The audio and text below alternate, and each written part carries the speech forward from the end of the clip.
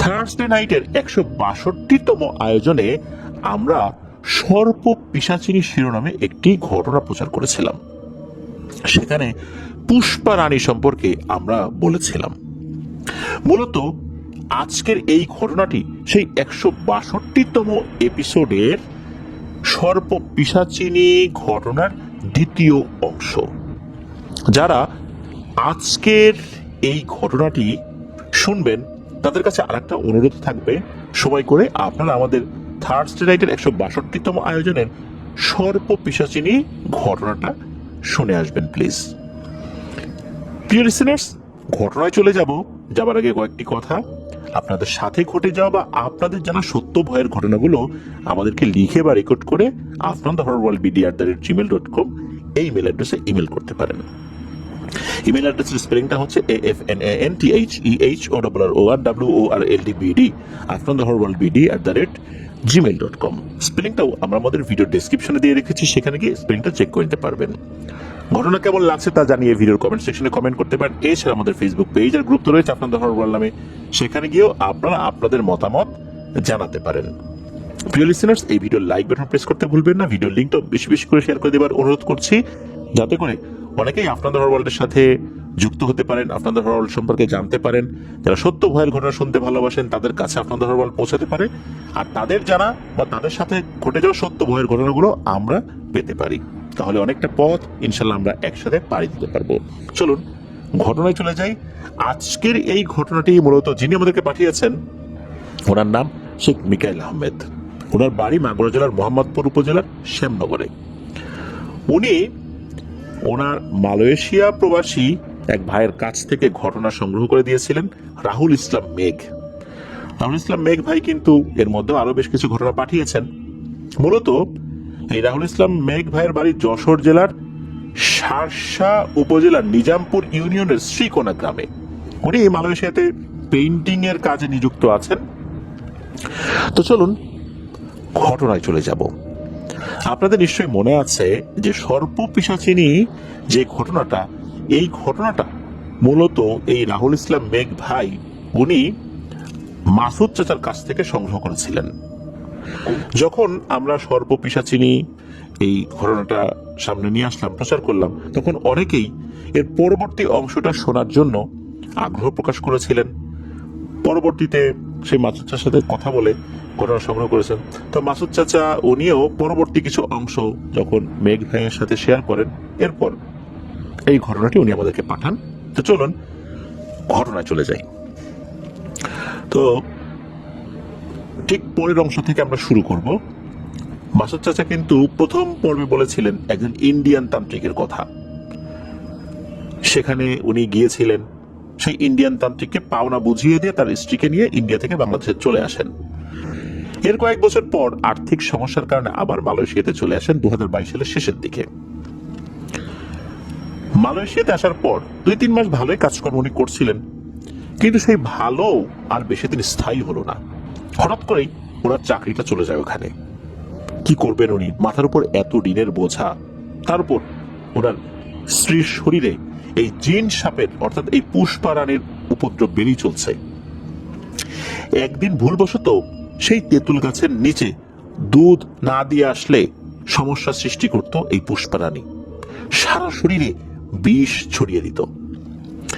একদিন মালয়েশিয়ার সময় রাত 2টোর মতো বাজে আনুমানিক, ঘুম আসছিল না টেনশনে। একদিকে ঋণের চাপ, অন্যদিকে কাজ নাই, বাইরে বসেছিলেন সেই পাহাড়ের ঢালে।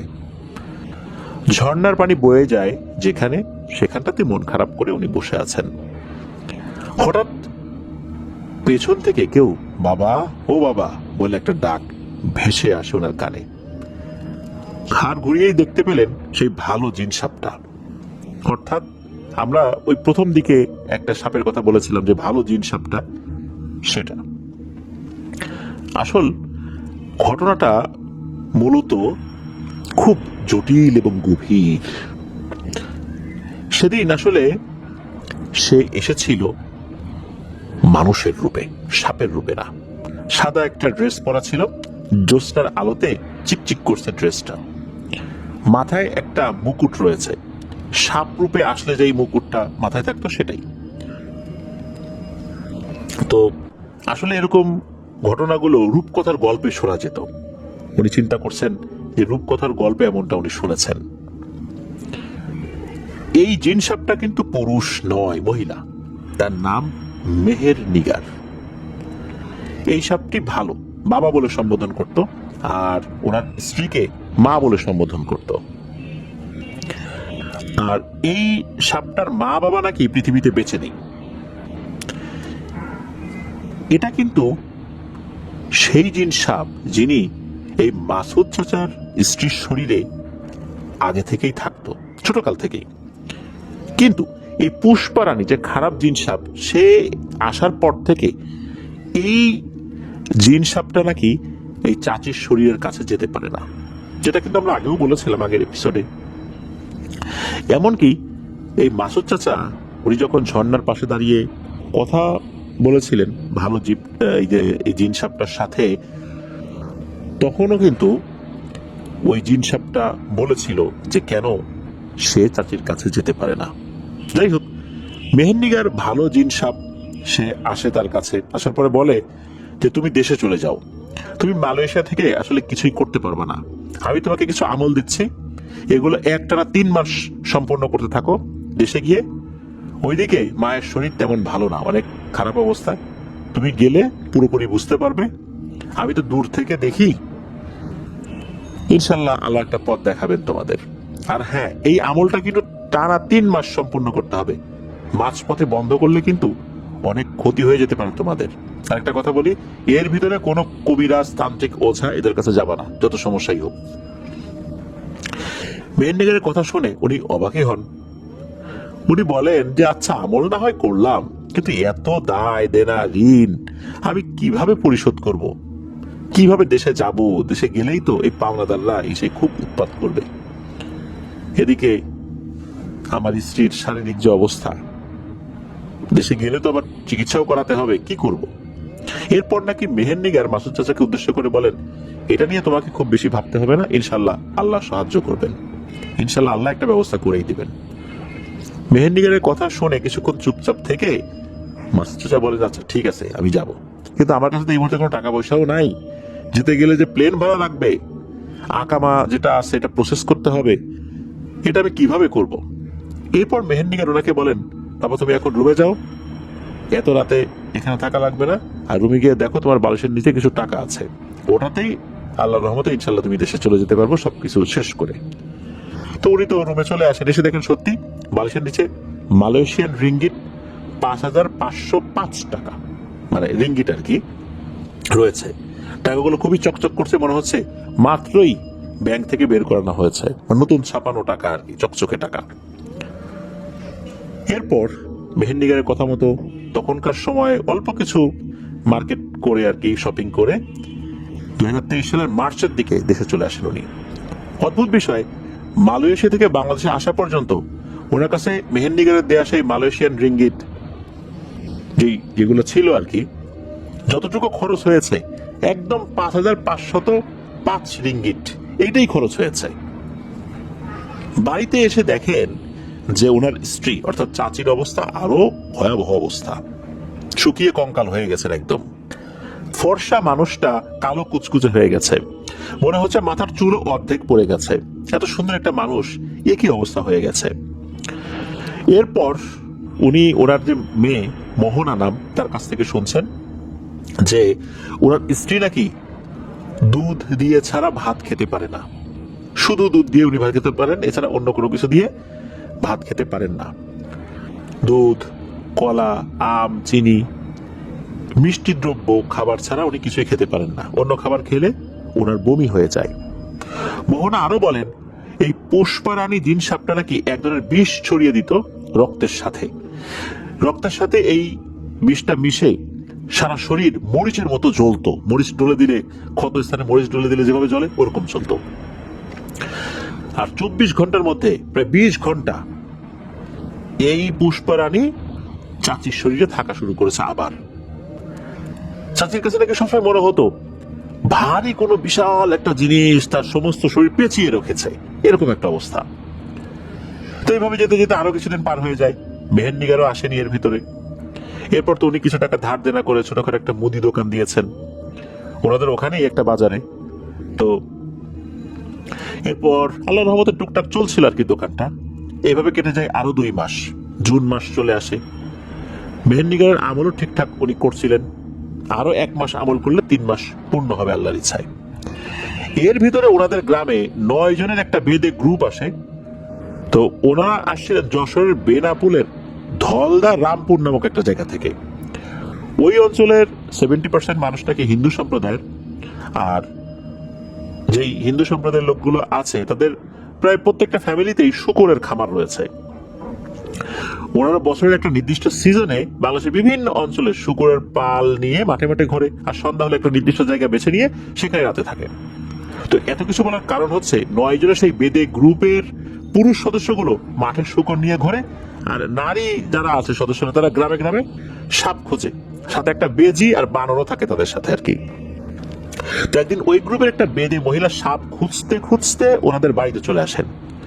এমন অবস্থায় এই চাচিকে দেখে, অর্থাৎ এই মাসুদ চাচার স্ত্রীকে দেখে বেদে মহিলার খাঁচার ভেতর থেকে একটা বেজি ছটফট করতে শুরু করে।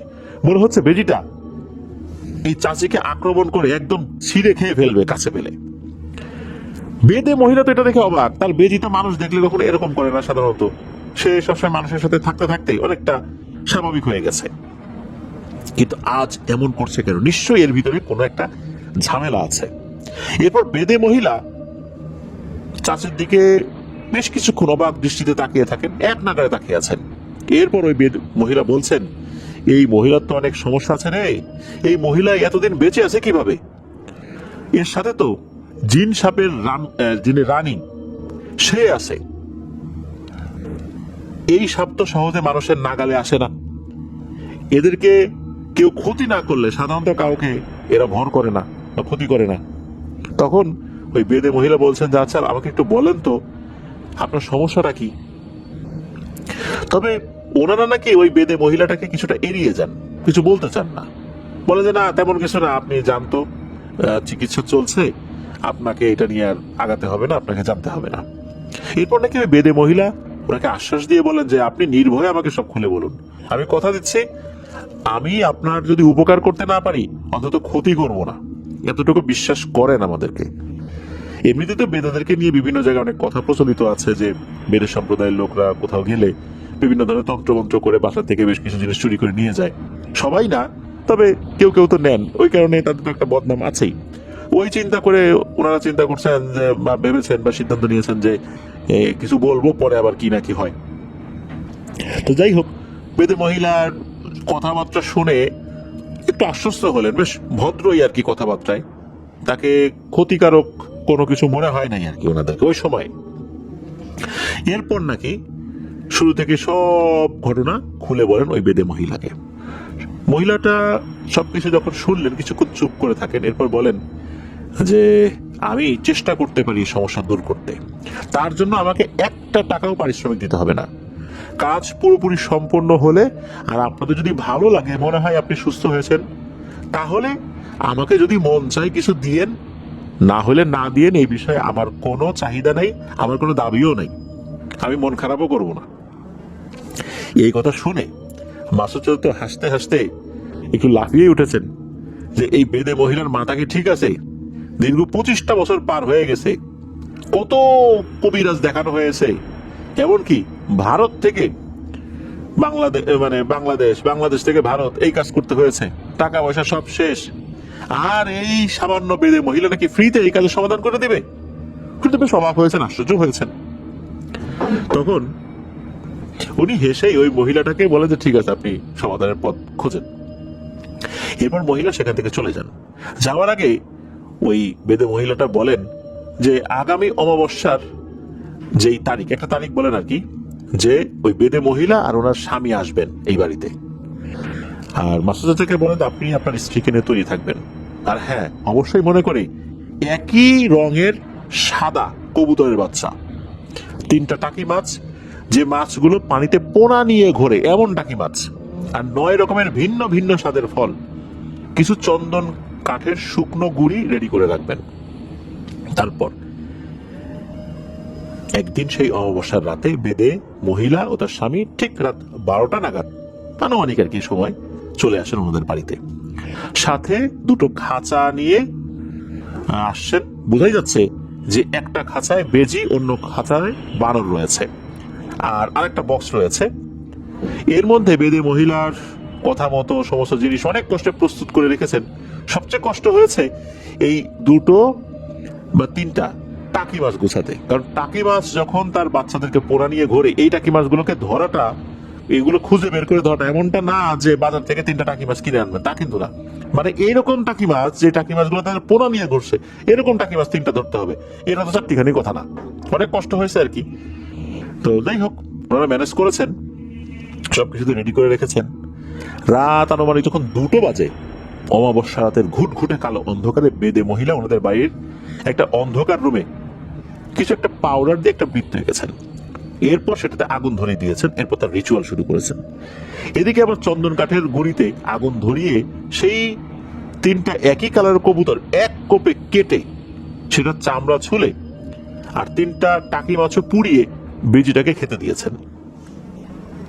উনি এদিকে এই বিশেষ করে মাসুদ চাচা বেদে মহিলা কি করে, তার সাথে থাকা তার স্বামী কি করে, এগুলো দেখছেন।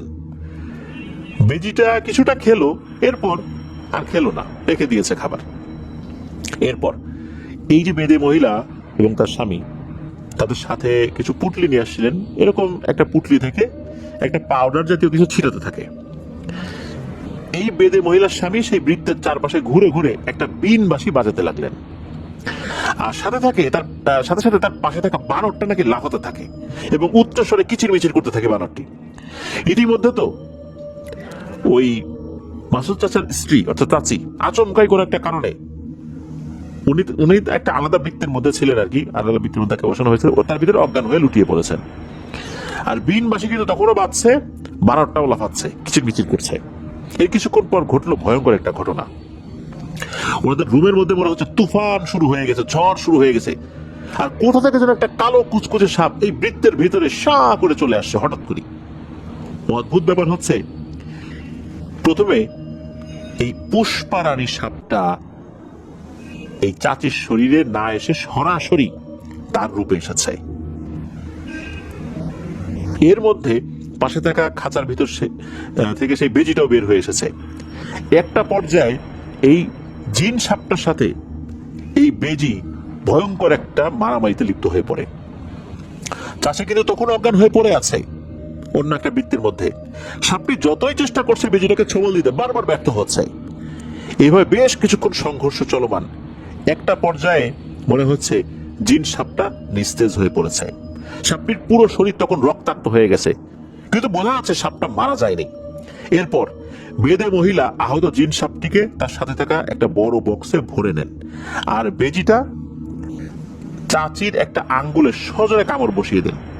সাথে সাথে আঙ্গুল থেকে রক্ত বের হতে শুরু করে, আর সাথে সাথে চাচির জ্ঞানও ফেরত আসে। বেদে মহিলা বলেন, আপনারা এখন থেকে বিপদ মুক্ত। এই যে কামড়ের দাগটা দেখছেন বেজির, এই দাগটা জিন সাপ দেখলে কখনোই কাছে আসতে পারবে না। এই দাগ দেখলে জিন সাপ এমন ভয় পাবে কাছে আসতে চাইবে না। এরপর নাকি 9 ধরনের ফল ওই বানরটাকে ওনারা খেতে দেন, আর বেজিটাকে ওই কবুতর আর টাকি মাছের অবশিষ্ট অংশগুলো পুনরায় খেতে দেন। এরপর বেদে মহিলাটাকে বলেন এই মাসুদ চাচা যে আপনাকে কত দিতে হবে। অদ্ভুত বিষয়, সে নাকি 1 টাকাও নিতে রাজি হয় না এই মাসুদ চাচার কাছ থেকে। অবশ্য অনেক জোরাজুরি করার পর সে টাকা নেয়ার জন্য একটু রাজি হয়েছে। পরক্ষণে সে বলে, না দেবো না, মাফ করবেন, এটা নিতে পারবো না। কোনো টাকা পয়সা না নিয়ে নাকি বেদে মহিলা ওখান থেকে চলে যায়। সেই রাতে ওনারা যাবার আগে বেজির দাঁত দিয়ে বানানো একটা অদ্ভুত মালা মাসুদ চাচাদেরকে দিয়ে গিয়েছিলেন। বলেছিলেন এই মালাটা আপনাদের বাড়ির মূল গেটের সামনে টাঙিয়ে রাখবেন, তাতে করে কোনো ধরনের সাপ এই বাড়িতে ঢুকতে পারবে না। এইভাবে কেটে যায় বেশ কিছুদিন। মেহেন্দিগারের কথা ভুলে গিয়েছিলেন ততক্ষণে ওনারা আর কি। ওরা মনে মনে ভেবেছেন ঝামেলা তো এখানেই শেষ, এবার হয়তো ওনাদের সংসারে আশার আলো ফুটবে। কিন্তু না, তা কিন্তু হলো না। ঘটনা এখনো শেষ হয়নি। এই সুখ বেশি দিন স্থায়ী হয়নি ওনাদের। সুখের উপরে চলে আসে ঘুটঘুটে অমাবস্যার নিকোষ কালো অন্ধকার। এক রাতে মাসুদ চাচা আর ওনার স্ত্রী চাচি ঘুমিয়ে আছেন। এক ঘরে ওনার মেয়ে মোহনা আর আরেকটা ঘরে ওনারা। রাত তখন 1:30-2টার মতো বাজে আনুমানিক। তখন তো ওনারা গভীর ঘুমে হঠাৎ করে বাইরে থেকে আচমকাই একটা মেয়ে কণ্ঠে কে যেন চাচির নাম ধরে ডাক দেয়। অবাক করার বিষয় হচ্ছে বাইরে গিয়ে ওনারা দেখেন শুনশান নীরবতা, আশেপাশে কেউ নেই।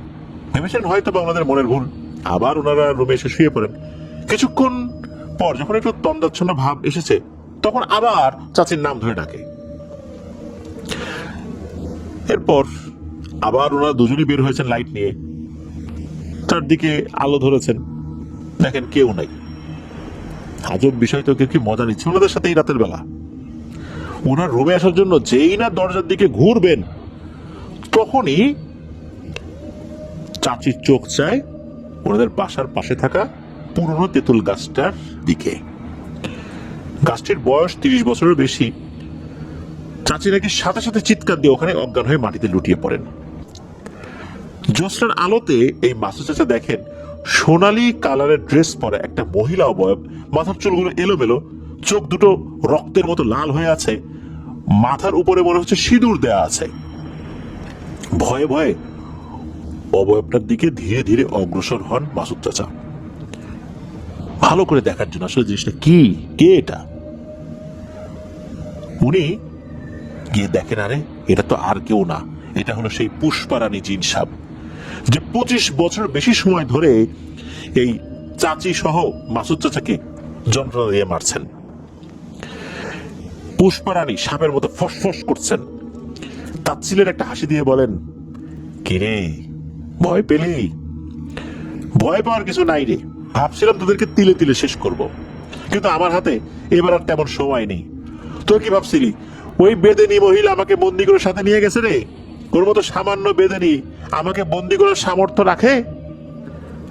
জানিস না আমি কোনো সাধারণ জিন সাপ না, আমি গুপ্তধন পাহারায় নিযুক্ত থাকা সাপ। আর এই কাজে যারা নিযুক্ত থাকে তাদের 1001টা ক্ষমতা থাকে। আমার ক্ষমতা সম্পর্কে ধারণা নাই, তোদেরও নাই, আর ওই বেদেনী মহিলারও নাই। আর আমি কিন্তু আমার কাজে খুবই পারদর্শী, আমি আমার ক্ষমতা প্রয়োগেও খুবই পারদর্শী। তা তো এর আগেও তোরা জেনেছিস তাই না? এই বলে ওই পুষ্পারানী আবার ফসফস করতে থাকেন, বিকট একটা হাসি দেয়। এদিকে চাচার কিন্তু তখনও হুঁশ ফেরেনি। উনি এটা যখন শুনেছেন পুষ্পারানীর মুখ থেকে, ভয়েতে একদম স্ট্যাচু হয়ে গেছেন, মূর্তির মতো দাঁড়িয়ে আছেন। কি একটা ভয়ঙ্কর পরিস্থিতি, মনে হচ্ছে উনি স্বপ্ন দেখছেন, উনি স্বাভাবিক জগতের মধ্যে নাই। এরপর পুষ্পারানী আবার বলতে শুরু করে, সেদিন যে তোদের বাড়িতে বেদে মহিলা এসেছিল আমাকে তাড়ানোর রিচুয়াল করতে, সে কে ছিল তোরা জানিস? সে ছিল খুবই দুষ্টু প্রকৃতির মহিলা, একটা বেজি ও একটা বানর নিয়ে গ্রামে গ্রামে সাপ ধরার বাহানায় মানুষকে ঠকায় আর ভুলভাল তাবিজ দেয়। আর ওর স্বামীও আরেক ভণ্ড, ওর স্বামী 4 জন মানুষ নিয়ে 46টা শূকরের পাল সহ মাঠে মাঠে ঘুরে বেড়ায়। আর ওর মানুষের ক্ষেত খামারে শূকরের পাল লাগিয়ে দিয়ে ফসল নষ্ট করে। কেউ প্রতিবাদ করলে শূকরের মাথা কেটে কালো জাদু করে তাকে বান মেরে মেরে ফেলে, না হলে পাগল বানিয়ে দেয়। এভাবে বহু মানুষকে হত্যা করেছে, ক্ষতি করেছে এরা। আর ওই বেদে মহিলা প্রথম যেদিন তোদের বাড়িতে আসে এবং খাঁচার ভিতর থেকে বেজিটা ছটফট শুরু করে, তখন সেদিনই এই বেদেনী মহিলা তোর স্ত্রীকে দেখে বুঝে যায় তোর স্ত্রীর সাথে আমি আছি, আর আমাদের দখলে থাকা গুপ্তধনও আছে, সেটাও বুঝে যায় কোনোভাবে। ওই দিন থেকে মহিলা লোভ চেপে বসে আর তোদের বাড়িতে আসন বসানোর জন্য সে সিদ্ধান্ত নিয়েছে। ওই বেদানী মহিলার মূল উদ্দেশ্য ছিল তোর স্ত্রীকে সুস্থ করা নয়, তার উদ্দেশ্য ছিল আমাকে বসে আসা আর গুপ্তধন হাতিয়ে নেয়ার পায়তারা। ওই দিন রাতে যখন তোদের বাড়িতে মহিলা ও তার স্বামী সহ একটা বেজি আর একটা বানর নিয়ে আসন বসায় এবং আমাকে ডাকার রিচুয়াল করে, ওই দিন আমি আমার গুপ্তধন পাহারায় নিযুক্ত ছিলাম একই রকম ভাবে। ঠিক ওই সময় অন্য একটা জিনের দল আমাদের গুপ্তধনে হামলা করে, তাই সেদিন আমি আসতে না পারায় আমার স্বামীকে পাঠিয়েছিলাম এই বেদের কাছে। ভেবেছিলাম বেদে মহিলা কিছু প্রশ্ন করে ছেড়ে দিবে আমার স্বামীকে, কিন্তু আমি বুঝতে পারিনি এই মহিলা এভাবে আক্রমণ করবে তার বেজি দ্বারা আমার স্বামীর উপরে। সেদিন সে নিস্তেজ হয়ে পড়ে, কারণ আমার স্বামী এমনিতেই আমার থেকে দুর্বল প্রকৃতির জিন, আর সে এমনিতেও একটু অসুস্থও ছিল ওই সময়। তাই সেদিন আমার স্বামীকে বেদে মহিলা অর্ধমৃত করে নিয়ে যায় তার সাথে, আর একটা বন্ধ ঘরে নিয়ে ওকে আটকে রাখে, আর তার পাহারায় নিযুক্ত করে একটা বেজি। আমি তো ওখানে ঢুকতেও পারি না সেখানে। এরপর সেদিন আমি যখন খবর পাই, ছুটে যাই সেই বেদে মহিলার আস্তানায়। সেখানে গিয়ে আমার স্বামীকে ছেড়ে দেওয়ার জন্য অনুরোধ করি, কিন্তু ওই বেদেনী মহিলা রাজি হয় না। আমাকে বলে 1 ভরি স্বর্ণ দিলে তো স্বামীকে ছেড়ে দিব। এরপর মহিলার কথা মতো 1 ভরি স্বর্ণ আমি দেই।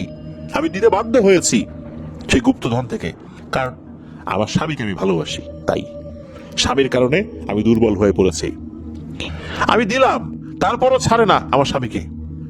আমাকে প্রতারণা করে একের পর এক গুপ্তধন হাতিয়ে নিতে থাকে ওই বেদে মহিলা, তার স্বামী।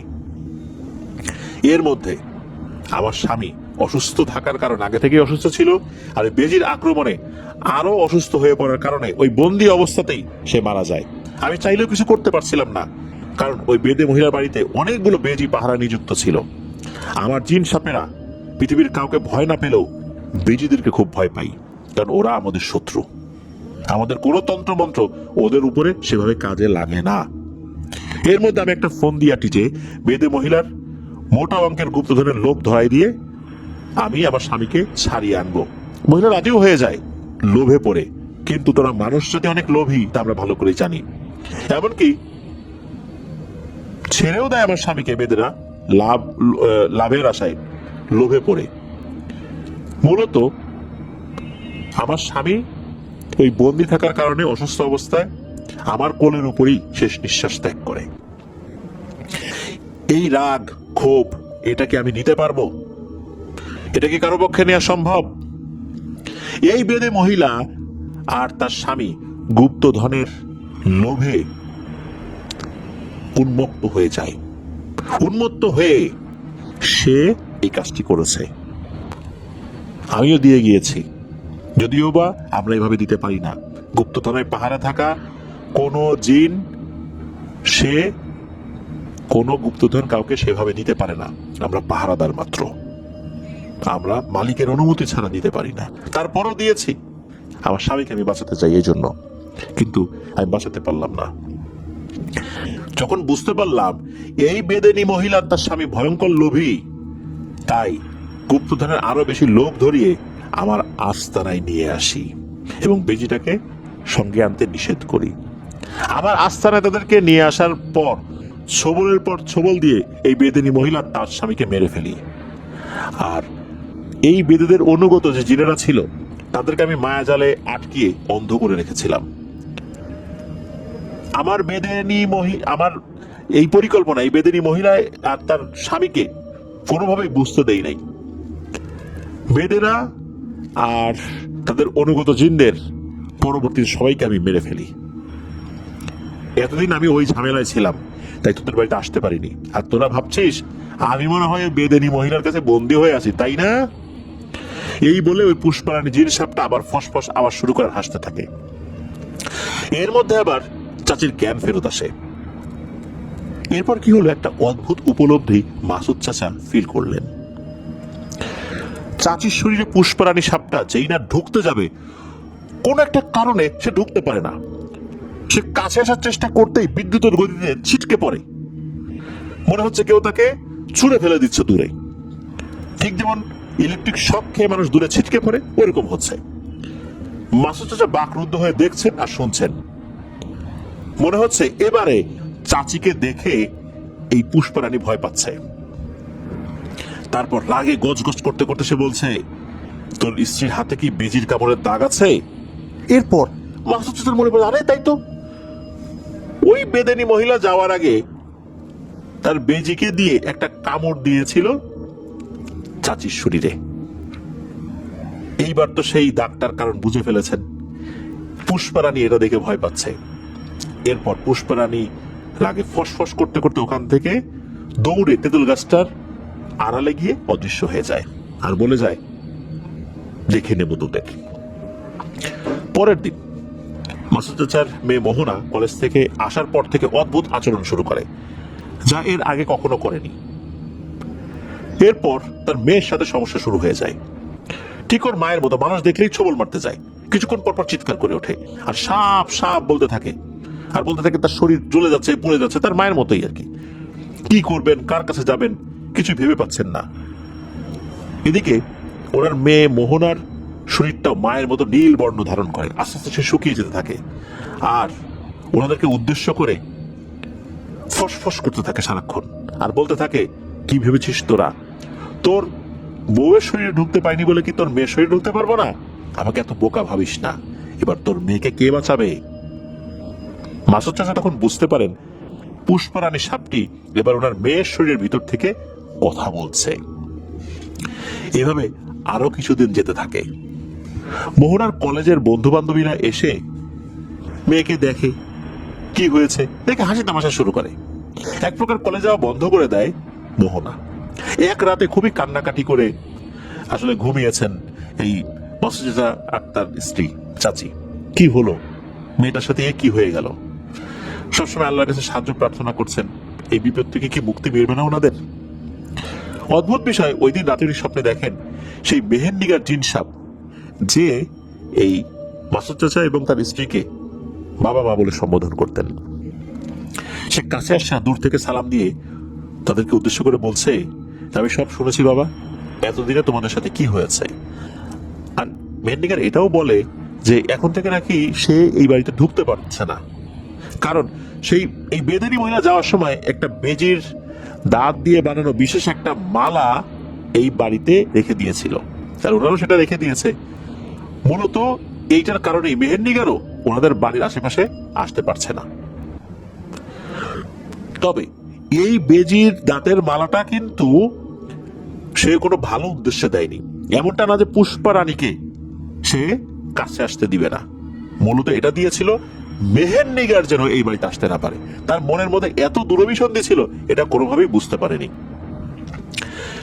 মেহেন্দিগার বলেন যে তোমাদের এই পরিস্থিতির জন্য তোমরাই দায়ী। আমি তো সবসময় বলেছিলাম, তোমাকে মালয়েশিয়া থেকেই বলেছিলাম দেশে গিয়ে কোনো কবিরাজ তান্ত্রিক ওঝা না দেখাতে। তোমরা কি করলে? আমার দেয়া 3 মাসের আমল না করে কোথাকার কোন বেদে মহিলা দিয়ে এরকম একটা জঘন্য কাজগুলা করালা, বেজি দিয়ে, বানর দিয়ে। এখন আবার কি করার আছে? আমার তো এখন কিছু করার নাই। এই বলে মেহেন্দিগার চলে যাবে ভাব, স্বপ্নের মধ্যেই তখন মাসুদ খুব অনুনয় বিনয় করে কিছু একটা করতে বলেন, কান্নাকাটি করছেন স্বপ্নের মধ্যেই। মেহেন্দিগার কিছুক্ষণ চুপ থেকে বলে, আচ্ছা দেখছি কি করা যায়, আমি জানি না কতটুকু কি করতে পারবো, আল্লাহর উপর ভরসা রাখো তোমরা। এরপর বেশ কিছুদিন কেটে যায়, মেহেন্দিগারও আসে না, অনেক চিন্তায় পড়ে যান মাসুদ চাচা। হঠাৎ একদিন রাতে বাইরে থেকে বাবা ও বাবা বলে একটা ডাক আসে ওনাদের কানে। মাসুদ চাচা আর চাচি দুজনেই বাইরে যান, গিয়ে দেখেন মেহেন্দিগার দাঁড়িয়ে আছে। মোহনা তখনও ঘুমাচ্ছে ঘরের মধ্যে। একটা বিষয় ওনারা লক্ষ্য করেন, মেহেন্দিগারের মুখে একটা স্বস্তির ছাপ রয়েছে। পরক্ষণে জিজ্ঞেস করাতে মেহেন্দিগার বলেন, আলহামদুলিল্লাহ, তোমরা এখন অনেকটাই বিপদ মুক্ত। পুষ্পা রানী তোমাদেরকে আর বিরক্ত করবে না, তবে একটা শর্ত দিয়েছে। কি শর্ত?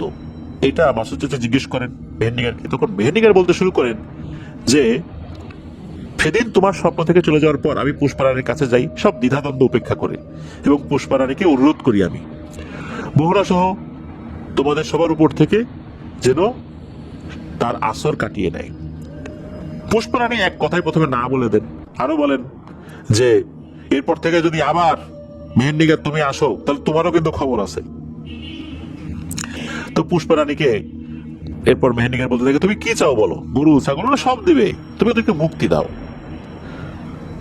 পুষ্পা রানী নাকি উত্তরে বলেন, গরু ছাগল ওরা আমাকে কি দেবে, আমি ওদেরকে 50টা গরু দেবো, 50টা ছাগল দিব। ওরা কি আমার স্বামীকে ফিরিয়ে এনে দিতে পারবে? একটা পর্যায়ে যখন কাজ হলো না, তখন দেখলাম যে আসলে কি করি, ওখান থেকে আমি চলে আসি। বুঝতে পারি গরু ছাগল দিয়ে কোনো কাজ হবে না, ভাবতে থেকে কি করা যায়। তখন আমার মাথায় একটা বুদ্ধির চিন্তা আসে যে এটা করলে কেমন হয়। পুষ্পা রানীর গোত্রের একটা জিনের কাছে যাই, যার নাম বিশ্বজিৎ। সে ছিল খুব ভালো, আর এই পুষ্পা রানীর সাথেও বিশ্বজিতের সম্পর্ক ভালো। আর বিশ্বজিৎকে আমিও চিনতাম, আমাদের সাথে পূর্বেই পরিচয় ছিল, যদিও বা আমাদের ধর্ম আলাদা ছিল, অনেক কিছু আলাদা ছিল। তবে বিশ্বজিৎ সে এই জিন সাপ হলেও, মনসা সম্প্রদায়ের সাপ হলেও, সে তার বৈশিষ্ট্যগত কারণে সে ওরকম, কিন্তু তার আচার আচরণ কথাবার্তা সবকিছুই নাকি খুবই ভালো। এরপর এই বিশ্বজিৎকে দিয়ে মূলত কিছু কাজ আমি করাই। মেহেরনিগার আরো বলেন যে এই বিশ্বজিৎ হিন্দু সাপ হলেও এই মেহেরনিগারের পেছনে নাকি সে প্রায় 15 বছর ঘুরেছে। মেহেরনিগার তাকে পাত্তা দিত না। ধর্মীয় একটা ব্যাপার তো ছিল, দুইজনের ধর্ম আলাদা। তো ধর্মীয় ব্যাপারগুলো চিন্তা করলেও এটা তো আসলে মেহেরনিগার একসেপ্ট করতে পারে না। তবে বিশ্বজিৎ ছিল সম্পূর্ণ ভিন্ন রকমের আর কি। আর এই যেই বিশ্বজিৎ, এই বিশ্বজিৎকে নাকি মেহেরনিগার বলেছিল যে আমি তো ধর্মীয় কারণে তোমাকে আসলে গ্রহণ করতে পারি না, তুমি যদি মুসলিম হও আমাদের ধর্মের নিয়ম অনুযায়ী তাহলে এটা হতে পারে। এরপর নাকি এই বিশ্বজিৎ মুসলিম হয় এবং মেহেরনিগারের সাথে তার বিয়ে হয়। তো এইভাবেই আর কি মূলত তাদের একটা সম্পর্ক হয় আর কি।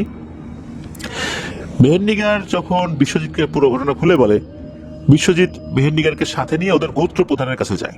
মানে সে যেই গোত্র ছিল আর কি, গোত্র প্রধানের কাছে যায়। তো গোত্র প্রধান ওই সময় নাকি দেশে ছিল না, ভারতের মুর্শিদাবাদের ডোমকল নামক একটা জায়গায় এসে গিয়েছিল, একটা পূজা অর্চনা ছিল সেখানে। তো বিশ্বজিৎ মেহেরনিগারকে সেখানেও নিয়ে গিয়েছিল তাদের গোত্র প্রধানের সাথে দেখা করার জন্য। তো গোত্র প্রধানকে সব ঘটনা খুলে বলেন। গোত্র প্রধান কিছুক্ষণ চুপ থেকে বলেন যে আসলে একটা ঘটনা তো ঘটে গেছে, সেটা হচ্ছে পুষ্পারানীর স্বামীকে তো মেরে ফেলা হয়েছে। এখন এই বিষয়টা তো সম্পূর্ণ আলাদা, যেহেতু তার স্বামীকে মেরে ফেলা হয়েছে। এখন এই বিষয়টা তো পুষ্পারানীর ইচ্ছার উপর অনেক কিছু নির্ভর করে। তারপরও তোমরা 2 দিন পরে আসো, আমি দেশে যাই, এখানকার কাজ শেষ করে তারপর দেখি ওর সাথে কথা বলে কি করা যায়। পরবর্তীতে গোত্র প্রধান ভারত থেকে দেশে আসার পর তার নিজ রাজপ্রাসাদে মেহেরনিগার ও বিশ্বজিৎকে নিয়ে একটা মিটিং করে। সেখানে পুষ্পারানীকেও খবর দেওয়া হয়। মিটিংয়ে উপস্থিত থাকা সমস্ত জিনেরা বিষয়গুলো জানতে পারে। পুষ্পারানীকে খুবই বিনীতভাবে সবাই বোঝাতে থাকে। এমনকি ওদের গোত্র প্রধান খুব অনুরোধ করে পুষ্পারানীকে। আরো বলেন যে ওদের পরিবারের উপর থেকে তোমার আসর তুলে যদি নিতে চাও নাও, আর যদি নাও নাও তাহলে কি তুমি তোমার স্বামীকে ফেরত পাবে না তো। তাছাড়া তুমি তো প্রতিশোধ নিয়েছো বেদে মহিলা ও তার স্বামীকে হত্যা করার মাধ্যমে। এখন আর কি এভাবে মানুষকে কষ্ট দিয়ে তো লাভ নাই। তুমি যা কষ্ট দিয়েছো বহু বছর তো ওই মহিলাটাকে কষ্ট দিয়েছো, আবার তার মেয়েকে দিচ্ছ, এভাবে কাজ করো না।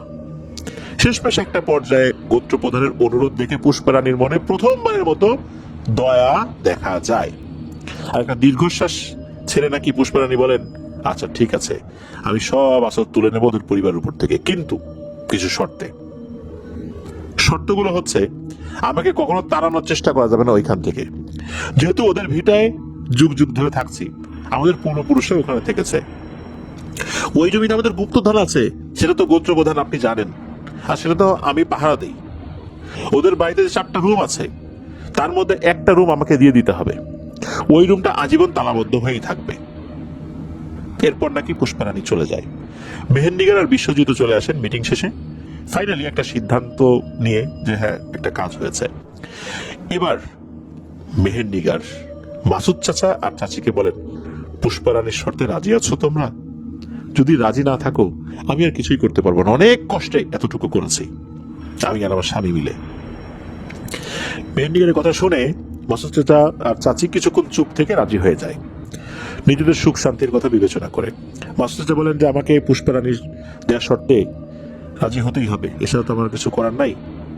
আর আমাদের তো ছেলে নাই, একটা মাত্র মেয়ে, বেশি কিছু না, একটা রুমই তো দাবি করেছে। এই রুমের বিনিময়ে যদি একটু স্বস্তির মুখ দেখতে পারি এতে আমাদের কোনো সমস্যা নেই। এরপর মেহেরনিগারও বিদায় নেয় সেই রাতের মতো। এর কিছুদিন পরে আবার একদিন গভীর রাতে বাড়ি থেকে এসে বাবা ও বাবা, মা ও মা ওঠো, এরকম একটা ডাক ভেসে আসে ওনাদের কানে। ওরা ঘুম থেকে ওঠেন, বাইরে গিয়ে দেখেন এবার মেহেরনিগার একলা না, তার সাথে তার স্বামী বিশ্বজিৎ রয়েছে। তো এনাদের স্বামী স্ত্রী দেখেই বোঝা যাচ্ছে। তবে বিশ্বজিৎ মুসলিম হওয়ার পরে তার নাম কি হয়েছে এটা মাসুদ চাচা বলতে পারেন নাই। তার নাম আর ওইটা ছিল না, চেঞ্জ হয়েছে। মেহেরনিগারের কাছে যেতেই আসলে মেহেরনিগার বলে যে আলহামদুলিল্লাহ তোমরা এখন থেকে বিপদ মুক্ত, পুষ্পারানী আর কখনো তোমাদেরকে দেখা দেবে না। আরেকটা বিষয় তোমাদেরকে বলে রাখি, যে ঘরটা পুষ্পারানীকে দিয়েছ সেই ঘরটা জীবনে কখনোই মৃত্যুর আগ পর্যন্ত ভুলেও ব্যবহার করবে না, এমনকি ঘরটা খুলবেও না। তবে আমি সবসময় মায়ের কাছে থাকতে চাই আগের মতো, মায়ের মাধ্যমে মানুষের সেবা যত্ন করতে চাই গাছগাছার ওষুধ দিয়ে। মেহেন্দিগার এই কথা শুনে মাসুদ চাচা চাচি খুবই খুশি হন।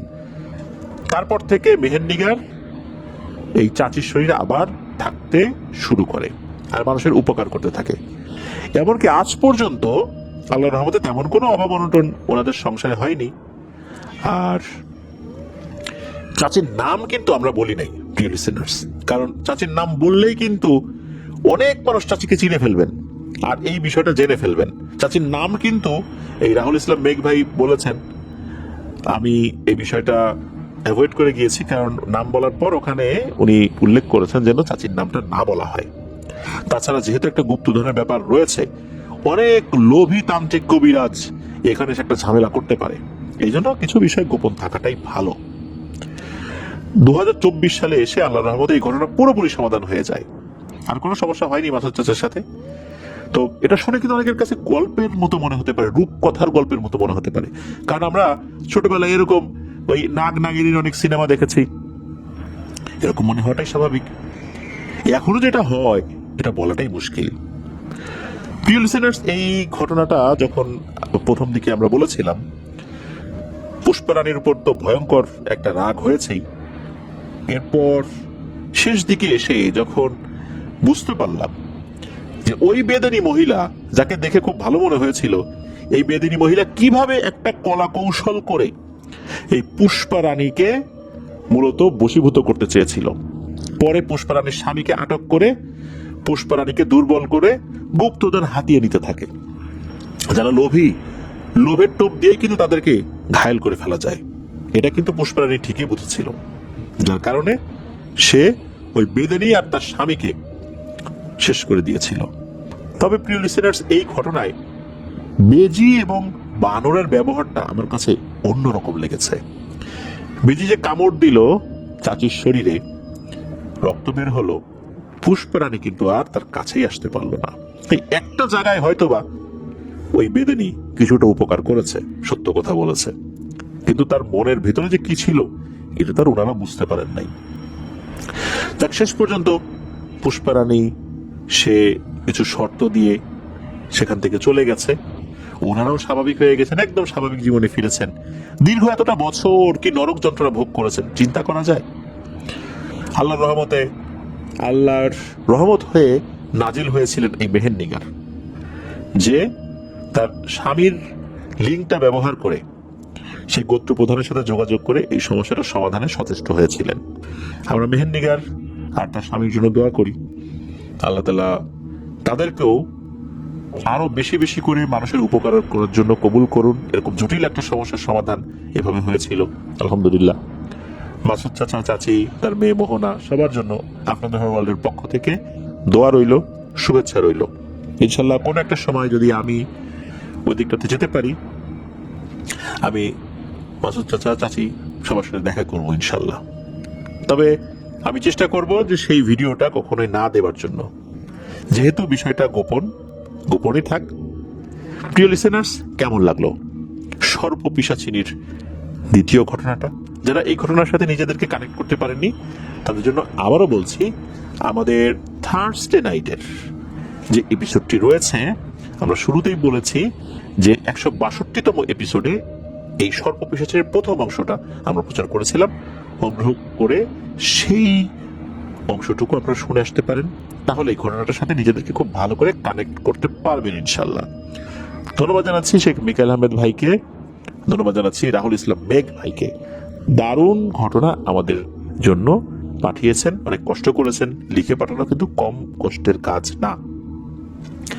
ইনশাল্লাহ আরো অনেক ঘটনা আপনাদের কাছ থেকে পেতে থাকবো আশা করছি। প্রিয় লিসেনার্স, আজকের এপিসোড থেকে বিদায় নিচ্ছি। ইনশাল্লাহ আসছে বৃহস্পতিবার নতুন আরো একটা এপিসোড নিয়ে হাজির হচ্ছি। থার্সডে নাইটের নতুন আরো একটা এপিসোড, সেখানে আপনাদের পাঠানো 6টি ঘটনা ইনশাল্লাহ থাকবে। শোনার আমন্ত্রণ জানাচ্ছি। সবাই ভালো থাকবেন, সুস্থ থাকবেন। আমার জন্য দোয়া করবেন, আমার পরিবারের জন্য দোয়া করবেন, আপনাদের জন্য দোয়া রইল, আপনাদের পরিবারের প্রত্যেকের জন্য দোয়া রইল। মহান আল্লাহ সুবহানাহু ওয়া তাআলা আমাদেরকে ভালো রাখুন, সুস্থ রাখুন, নিরাপদে রাখুন, আফনান দহর ওয়ার্ল্ডের সাথে রাখুন। আসসালামু আলাইকুম।